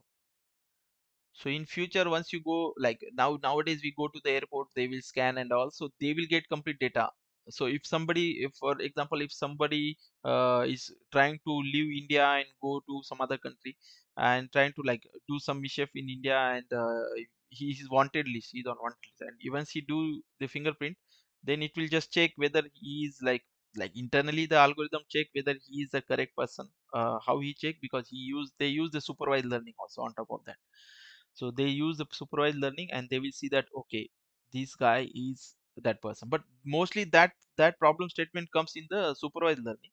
But if you have vast amount of data, like you have to figure out whether he is like something like you got a skeleton or some bone of in earth, okay, and you have to figure out some DNA sample and all. So then you have to decide whether he is human or he is animal. Okay, that time this kind of a distribution will happen in unsupervised learning. So that time maybe you can use the PCA to cluster to just separate out the data to get that whether he is like which trend he's going. Now what I have shown you is the dog photo and trying to generate the dog, but it never happened because I need to get more and more principal component. But to differentiate between that, this is called as clustering. So clustering also one part of supervised learning that we learn in, I think week 4 or week 3 we learn that clustering part. Okay, but that is something you, it will help you to differentiate between whether it's a human or not human or animal or like a dinosaur or elephants in that area thousands of years back. So you will use this kind of information for with the unsupervised learning. So if you go actual with the deep learn whether he is the same thief or not at the airport, then they will use supervised learning with the labels. They will try to get the data from like Aadhaar data and all. Maybe the internally the algorithm trying to go and check the data. They have trained the data in such a way that with the labels. Then if somebody is there, it will try to search the fingerprints throughout their data, and once it match then it say that okay, this match with that person and his name is XYZ and he is a wanted guy, though he had changed his face, but he is the same person what we need that, and they catch that person. So this is something when go in the supervisor task. But yeah, but unknown things, if you don't know anything and you want to figure out this bone is of um, human or animal, or if it is a bone of man or woman, that kind of things you can do it by PC or unsupervised learning, not PC but unsupervised learning.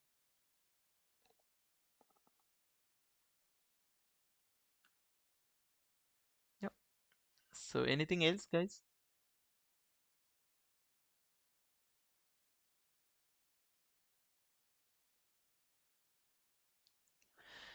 Yeah, maybe what you can do, like once you guys get the access for your portal now, you try to just simply go and solve the questions in A11. There are some questions, A12 there are some questions, A13 there are questions.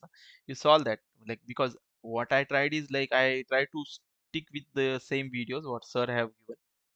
So because of that, you no need to like see the videos, but yeah, still you have 1 week, so maybe you will forget about that. But yeah, just for refreshing, you can check, but that won't be very difficult for you to answer the questions which they will ask in the every video. Under that every video, you have some questions you can solve it, and I hope graded assignment will also be you can solve it.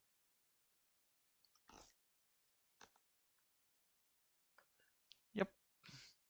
Okay, then I hope things are okay. No problem. If you have any questions, maybe we can take it later. I will share the video what I have recorded on the same YouTube channel yesterday.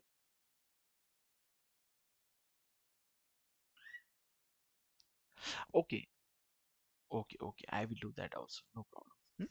Yeah. Okay, guys. Thanks a lot for this, and yeah, see you soon. Yeah. Bye bye.